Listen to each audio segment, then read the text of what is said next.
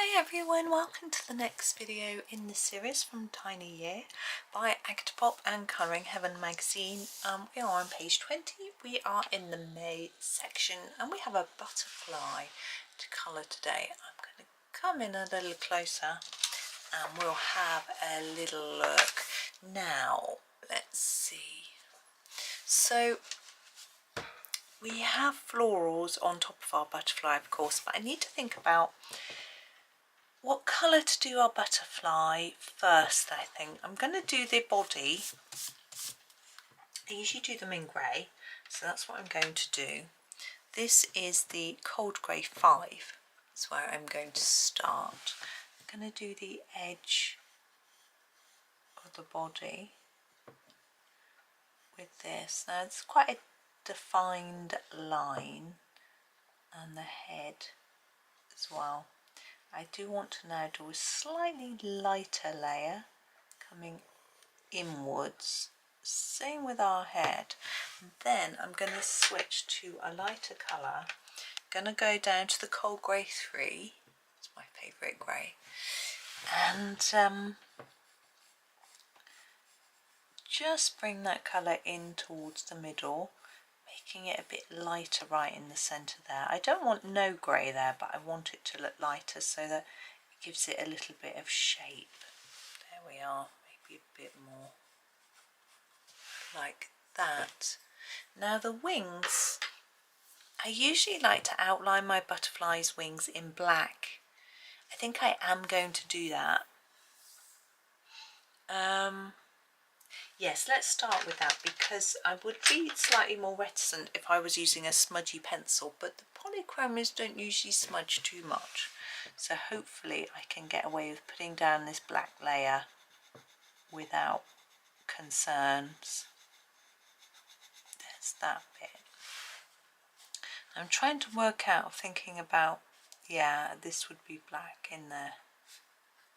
And not only will it make a nice border for the wing, it will make a nice background for some of these floral items as well.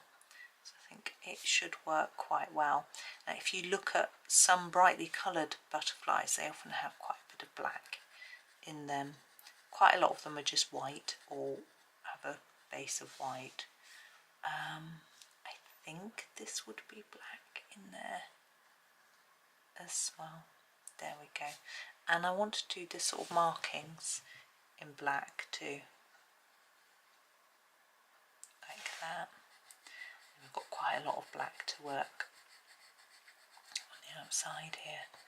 Me and my son have just been looking at the strangest bugs out of the window. So there's a lot of white things in the air, and I just assumed it was some sort of tree pollen blowing around. You know, sometimes the seeds are quite big, but watching them, I was just staring out of the window.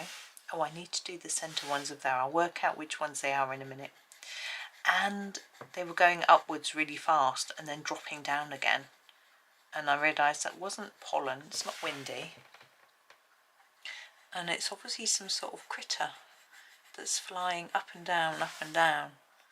It was very odd. I thought I was imagining it, so I got my son to look, and no, he could see them too, so that was good.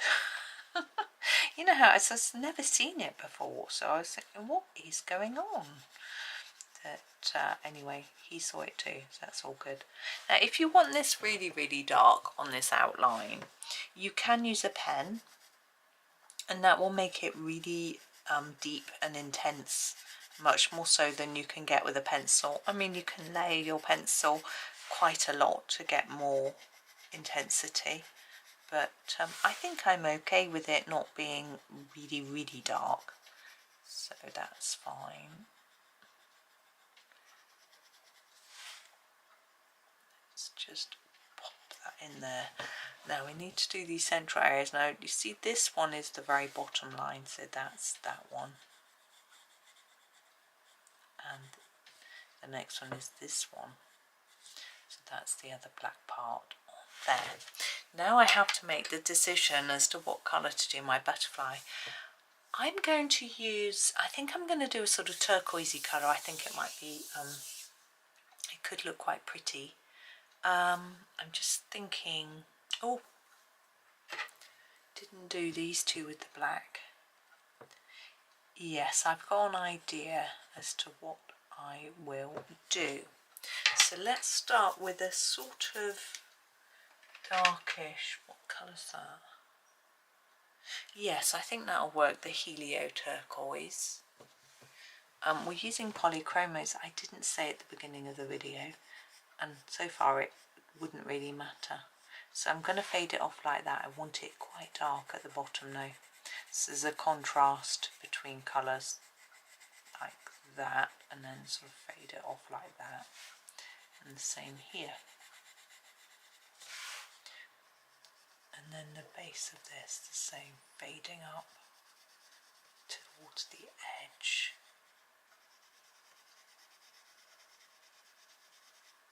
Like that. And here. Yeah, my son, one of my sons off at uni today, he said he had a good sleep and it was a bit wasteful because he can't work on his assignment while he's at uni. I said, well, you could. But yesterday he was really tired and he was home and he couldn't face working on it. It's a little bit of a worry because I think, you know, once he starts work, he can't have a tired day where he just doesn't do anything. You just have to get your head down and get on with it. But it does feel different because this is like phthalo green. Because everyone else is getting on, you sort of feel like you have to, you know, I think. And I hope he'll be okay. But yeah, my sister says the same about her girls. They're like, oh, I can't work, I'm too tired. She's like, what are they going to do when they're having to do 9 to 5? You know, if you get too tired, tricky. But anyway, I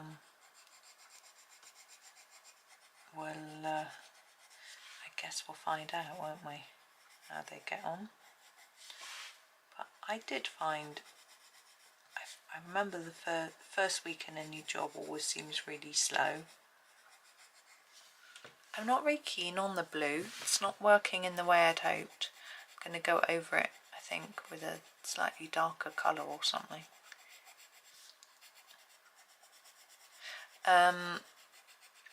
Yeah, I guess the first week of a new job always used to really drag, and then after that it was fine. But the jobs I did weren't particularly taxing.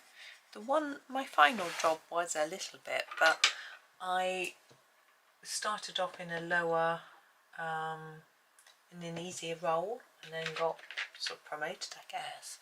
This is dark indigo. I'm going to use a bit of this. Yeah, it was the person who I was working for, he left working for a while. I was sort of, effectively he was the administrator, I was the assistant, but we just got on and shared the work and just got on with it really. And he sort of trained me up to do everything, so by the time he left I just did everything. I think I need to use my light phthalo green again. I'm looking at it and I think it probably just needs a bit more of this. I've sharpened it so that I can put down a more defined layer, and I think once I've done that I'll be happier. Yeah. Yeah, so, but yeah, my first few jobs were really easy, but then they're looking to get sort of graduate jobs, whereas mine wasn't. I was just doing easy work. Okay, flowers. Let's start with this large one. I think a pink would work with this turquoise. But which one? What's that? That's the light red violet. I think I use this light red violet.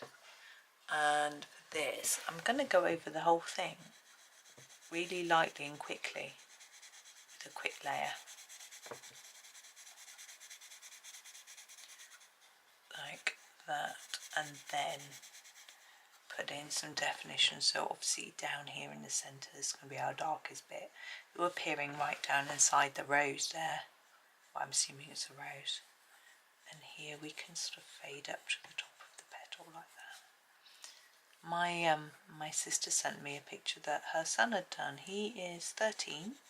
He's doing a GCSE art. He's doing it a little bit early because he's homeschooled. She starting him off with a few qualifications early so he can get enough. And he was having to copy a picture of, I think it was a tulip, and the shade, it was black and white, and the idea was he used a graphite pencil and copied all the shading.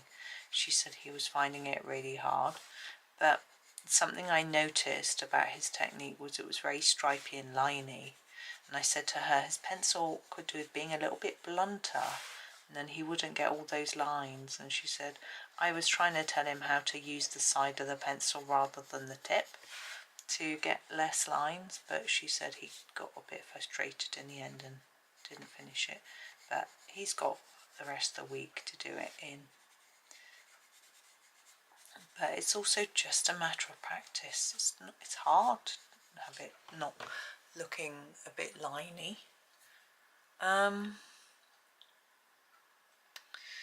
Trying to think what I want to do with this. I want some shadows, but we can put in all the shadows at the end. It just looks a little bit dull. I think I'm going to brighten the tips with some light magenta. I think that's what I'm going to do. I think I'll go over all of it actually in a bit of light magenta. And the darker areas will show through. It's a bit darker.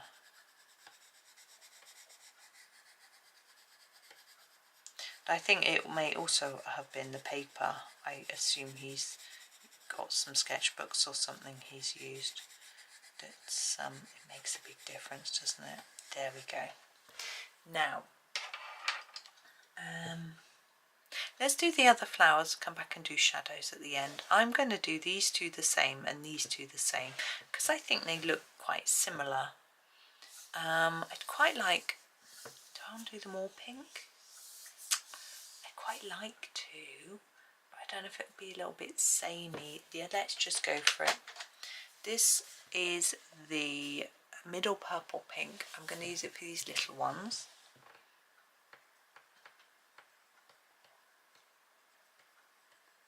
I was looking at a painting today in my hallway, and it's a painting of a lion that belongs to my husband. It's a kiddie sort of cartoony type painting, and I've never liked it because the way the shading is done around the lion's nose to shape it, because it's got sort of dark shadows either side of the nose, is sort of face on.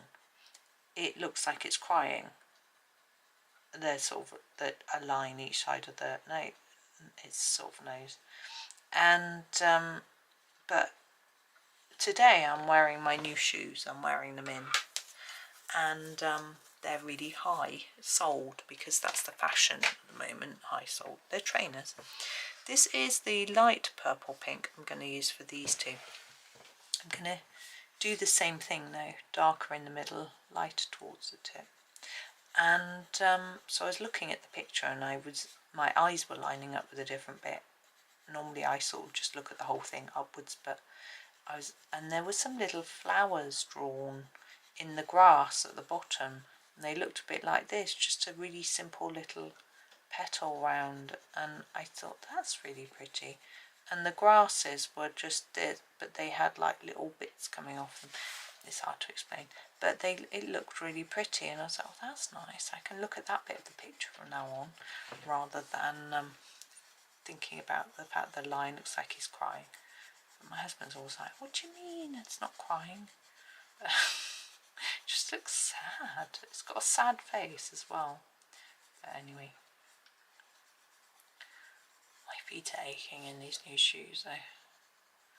I'm not used to wearing sort of shoes around the house all the time though. Now, what are we going to do about the centres of these? I think I'm going to grab this one, this pencil for two of them. This is the Naples yellow.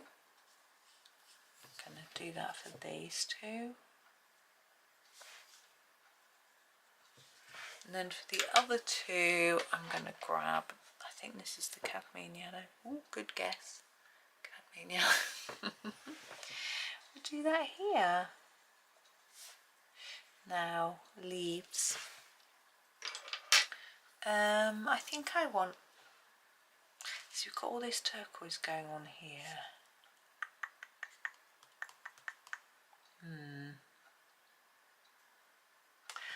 I'm going to use the hooker's green. It's quite dark though. I'm going to try not to press too hard, keep it lightish and fade it towards the tip of each leaf. I'm still not happy with the butterfly completely. I don't know what it is. It might just come to life when I put some white on it and it'll be fine. Come to life, that'd be scary. Just fly off the page. But I'm not sure yet. I'm going to try something in a minute once I've done these leaves. Now you don't have to do them all the same colour. I just have, because I'm finding it difficult to know which plant they all belong to. Right, what I'm going to do is, this is my helio turquoise. I'm just going to extend those areas a little bit and try and make them look a little bit more tidy and blended. I think this is the problem. I can see some of the stroke marks. It's probably what reminded me about my nephew. But he particularly likes collage and watercolour, so drawing is not really his forte. So it makes it hard for him, and I don't blame him. But I did suggest they traced the picture, but I think they did. And she was like, you can't tell what it is very well from his drawing compared to the original. And I was thinking to myself, well, I wouldn't really expect that. It's like his first try. Now I am just trying to pick a colour to do for some shadows. I think I'm going to use the Cold Grey 6 for that.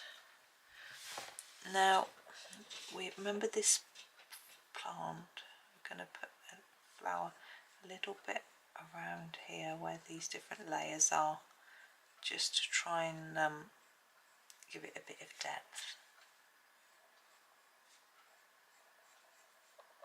So just basically going slightly outside of the black lines. It's important which direction you go. Think about what's overlapping and what would be creating your shadow. There we go. And then here, I'm going to sharpen a bit actually, it's a bit blunt. I was happy with it for that, but for these it's going to need to show up a bit more. There. And there. And then that on the leaves as well.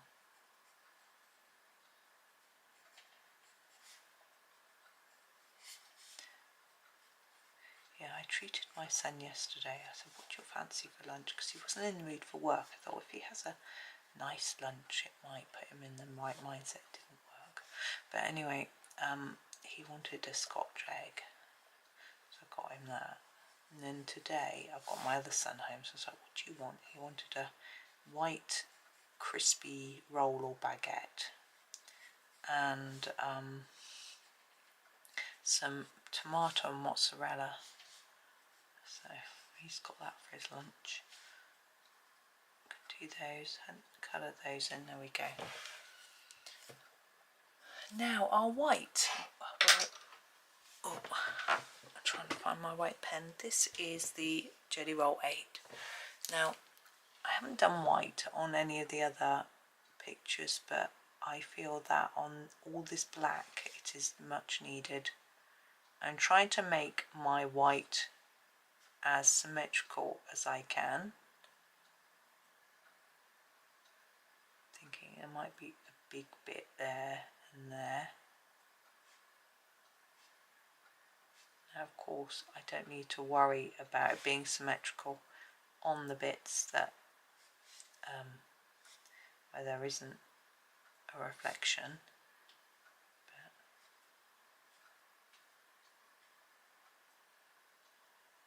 Big one there. just so it's a little bit different. These black bits. So here we have a couple, a few here, one there, oops, here, and here we have the sort of bit that I drew that was a bit bigger. There we are. Here's our butterfly. I think that looks better. So he is done now, our butterfly. Yeah, so thank you for watching today. I hope you enjoyed that. We've got a bunch of florals tomorrow, which should be really pretty. Hopefully I can make it really pretty. Anyway, yes, hope you have a super day and happy colouring.